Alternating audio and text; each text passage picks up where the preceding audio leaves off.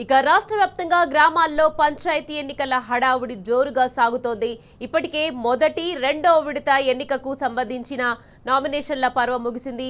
నేడు నుంచి మూడో విడత ఎన్నికలు జరగనున్న పంచాయతీల్లో నామినేషన్ల ప్రక్రియ మొదలు కానుంది.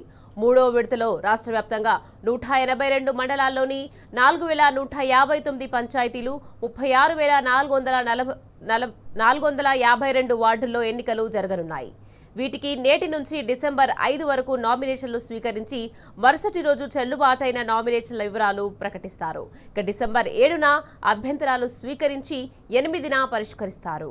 ఇక డిసెంబర్ 9న మధ్యాహ్నం 3 గంటలకు నామినేషన్ల ఉపసంహరణ గడువు ముగిసిన తర్వాత పోటీలో ఉన్న అభ్యర్థుల వివరాలను ప్రకటిస్తారు. ఇక డిసెంబర్ 17న ఉదయం 7 గంటల నుంచి మధ్యాహ్నం 1 గంట వరకు పోలింగ్ నిర్వహించి అదే రోజు మధ్యాహ్నం ఓట్లు లెక్కించి ఫలితాలు ప్రకటిస్తారు.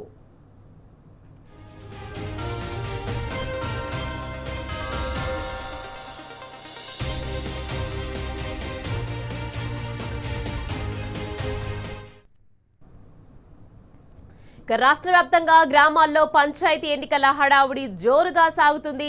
రైట్, ఇదే విషయానికి సంబంధించి మరింత సమాచారాన్ని మా ప్రతినిధి కిరణ్ అందించేందుకు సిద్ధంగా ఉన్నారు. కిరణ్, చెప్పండి, ఇప్పటికే మొదటి, రెండో విడత ఎన్నికకు సంబంధించిన నామినేషన్ల పర్వం ముగిసింది. నేడు మూడో విడత ఎన్నిక జరగనున్న పంచాయతీల్లో నామినేషన్ల ప్రక్రియ మొదలు కానుంది. దీనికి సంబంధించి మీ దగ్గరున్న అప్డేట్స్ ఏంటి కిరణ్?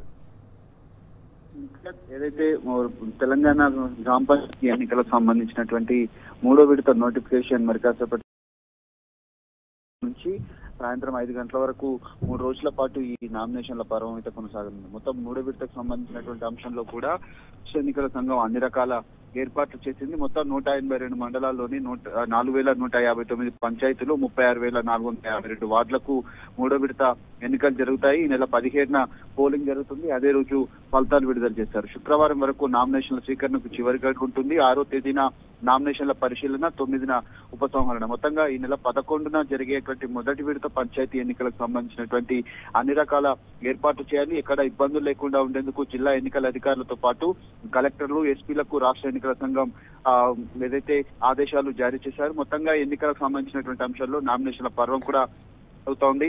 మూడో విడతకు సంబంధించినటువంటి నోటిఫికేషన్ ఇవాళ విడుదల అవుతుండటంతో 14వ తేదీన రెండో విడత పోలింగ్ ఉంటుంది. అదే రోజు ఫలితాలు ప్రకటిస్తారు. 17వ తేదీన ఈ మూడో నోటిఫికేషన్ సంబంధించి మూడో విడత పంచాయతీ ఎన్నికల నోటిఫికేషన్ విడుదలైన తర్వాత 17వ తేదీన ఎన్నికలు ఉంటాయి. అదే రోజు మధ్యాహ్నం నుంచి ఫలితాలు ప్రకటిస్తారు. మొత్తంగా 3 విడతల్లో జరిగేటువంటి ఎన్నికలకు సంబంధించి రాష్ట్ర వ్యాప్తంగా కూడా పూర్తి స్థాయిలో ఎన్నికల కూడా అమలవుతుంది.